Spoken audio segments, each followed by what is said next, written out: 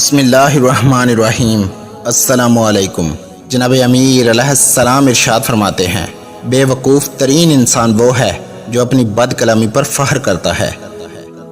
جناب امام جعفر صادق علیہ السلام رستے سے گزر رہے تھے، دیکھا ایک شخص منہ کے بل سویا ہوا ہے۔ بس جیسے ہی یہ آپ نے دیکھا، آپ قریب گئے اور فرمانے لگے، اے بندہ خدا اٹھو اور اس بات کو سمجھ لو کہ انسان کا سونا انسان کی معرفت کا آئینہ ہوتا ہے۔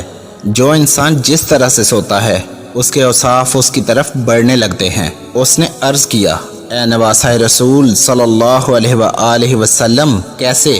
جناب امام جعفر صادق علیہ السلام نے فرمایا، انبیاء اپنی پشت کے بل سوتے تھے، اس لیے کہ وہ وحی پہ مناجات کرتے تھے، اور پشت کے بل سونا انسان کے وجود کو الہام کی طرف دھکیلتا ہے۔ اور مومن اپنی دائیں کروٹ سوتے ہیں، کیونکہ دائیں طرف رخ کر کے سونا انسان کو اچھے خواب کی طرف مائل کرتا ہے اور انسان کی سوچ کو پاکیزہ بناتا ہے۔ اور کفار کا سونا اس کی بائیں کروٹ کا ہے، کیونکہ بائیں طرف منہ کر کے سونا انسان کو گناہوں میں دھکیلتا ہے، اور یوں انسان کا یقین ایمان پست ہوتا جاتا ہے۔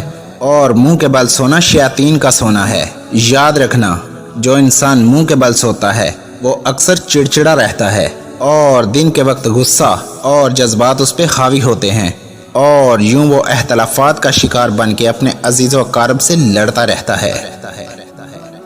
جناب امام جعفر صادق علیہ السلام ارشاد فرماتے ہیں، دسترخوان پہ زیادہ دیر بیٹھو، کیونکہ یہ وہ وقت ہے جو تمہاری عمر میں شمار نہیں ہوتا۔ ویڈیو پسند آئی ہو تو پیاری باتیں چینل کو سبسکرائب کر دیجئے۔ شکریہ۔ فی امان اللہ۔